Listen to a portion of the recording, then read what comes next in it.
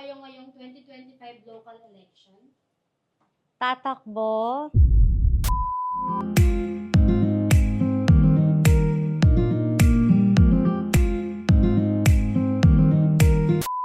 Siguro ang advice ko sa mga kabataan when it comes to love. Wait lang pakata. Isipon ko. Maraming salamat po sa inyong mga tanong.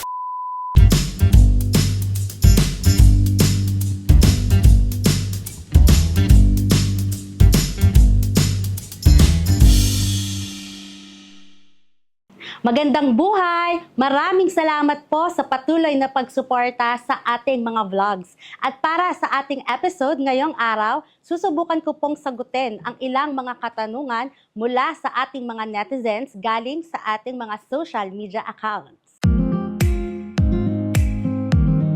Ako po ay okay naman at masaya naman po tayo ngayon. I hope kayo din po ay okay at nasa maayos na kalagayan. Maraming salamat po sa inyong pagkamusta po sa atin.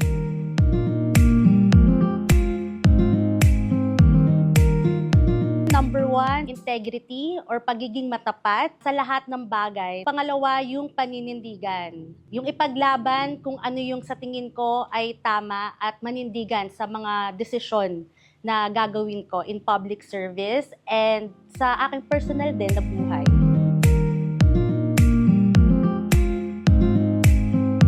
Actually, I'm all around. I'm everywhere. So siguro hindi lang nagtatagpo tayong dalawa. Thankfully, may mga social media na ngayon. Lagi naman tayong available, no? Magme-message lang tayo sa isa't isa. Every Monday, meron tayong regular session ng City Council. So nasa City Hall tayo.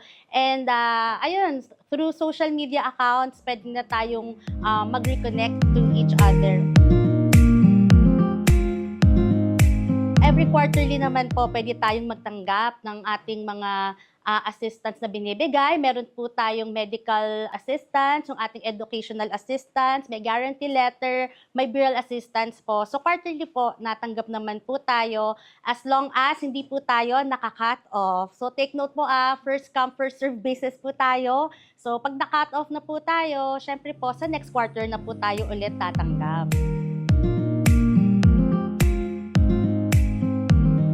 Ang di natin makakalimutan, lalo na yung mga first time. 18 years old ako, pumunta kami sa Hong Kong, sa Macau. Sa Vietnam, kami-kami pa rin magkakasama. Unforgettable din sa atin, syempre, yung first travel naming pamilya, sa Singapore naman yon. Sa Japan, this year naman, nakasama naman yung dalawa kong anak. First travel natin sa US this year, so pumunta tayo sa Los Angeles, tsaka sa Arizona, pero ito naman work-related to. So, hindi tayo ganun katagal nag-stay doon kasi hindi tayo pwedeng mawala ng sobrang tagal, diba? Kasi may trabaho tayo dito sa Muntinlupa. So, siguro masasabi natin na yung lahat ng travels natin, unforgettable para sa akin lahat yun.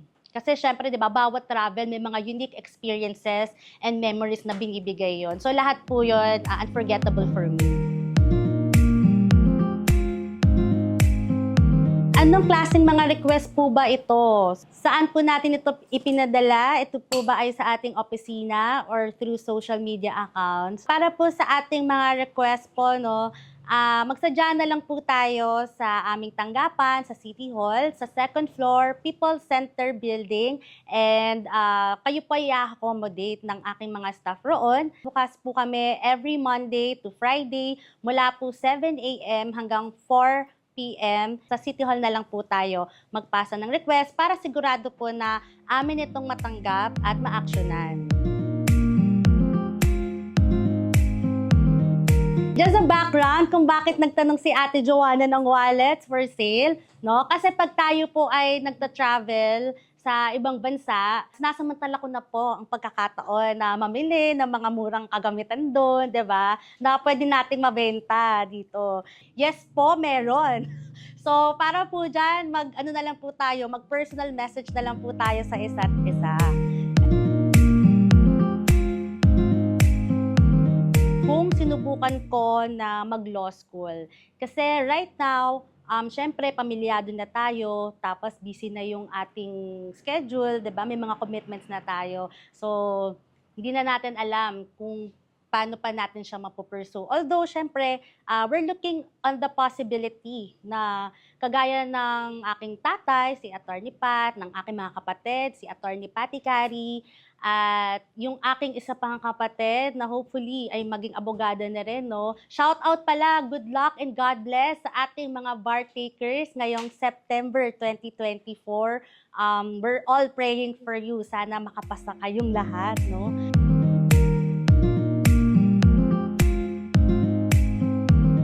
Makakapaghintay yan. May timing para sa love life. So, unahin natin yung pag-aaral natin, magtapos tayo ng pag-aaral. I-settle muna natin yung sarili natin bago natin asikasuhin yung ating love life. Sa akin, personally, ang di nawawala is, syempre, dapat bago matulog, di ba, nakatanggal ang makeup, malinis yung ating mukha, pagising sa umaga, ganun din, linisan yung ating mukha, yung ating katawan, di ba? Tapos drink lots of water. Ayan, para lagi tayong hydrated at moisturize yung ating balat, 'di ba? So, yun lang ako talaga. Wala akong mga skin regimen, pero kailangan yun, 'di ba? Pero sa akin kasi very simple lang talaga, yun lang. Para mapanatili nating maganda tayo, dapat lagi lang tayong masaya, 'di ba? Maganda yung outlook natin sa buhay para tayo ay beautiful inside and out and beautiful with the heart.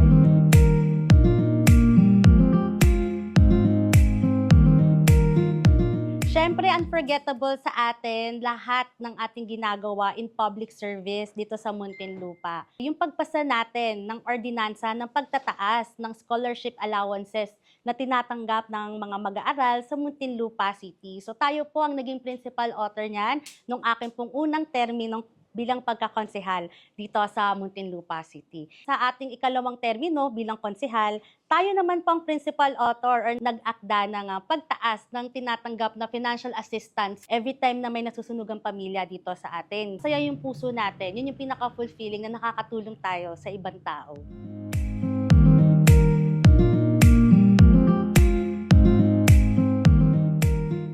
Ilan sa mga programa ko bilang City Councilor, bukod sa mga pinapasa natin ng mga ordinansa at resolusyon sa Muntinlupa City, ay yung pagbibigay ng financial assistance in terms of medical, burial, educational, at meron ding mga guarantee letter para sa ospital ng Muntinlupa.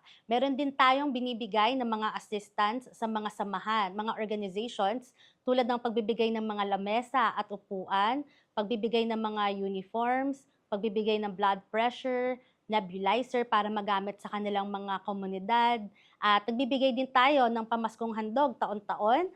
Meron din tayong programang distribution ng water gallon na may kasamang purified drinking water sa mga komunidad. Meron din tayong pagtatanim para sa kalusugan ng buhay, yung pamamahagi ng mga pantanim para sa mga komunidad. At meron din tayong distribution ng bigas para sa bawat pamilyang Muntinlupeño. So ayan ay ilan lamang sa mga naging programa natin bilang City Councilor ng Muntinlupa City.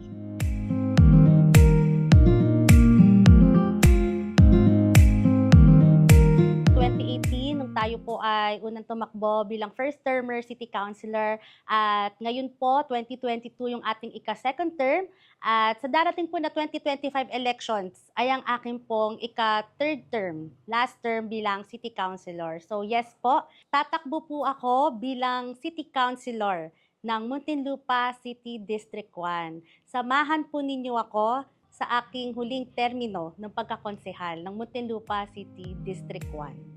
Maraming salamat po sa inyong mga tanong at sana ay nasagot ko ang mga katanungan ninyo. Don't forget to like, share, and subscribe. Bye!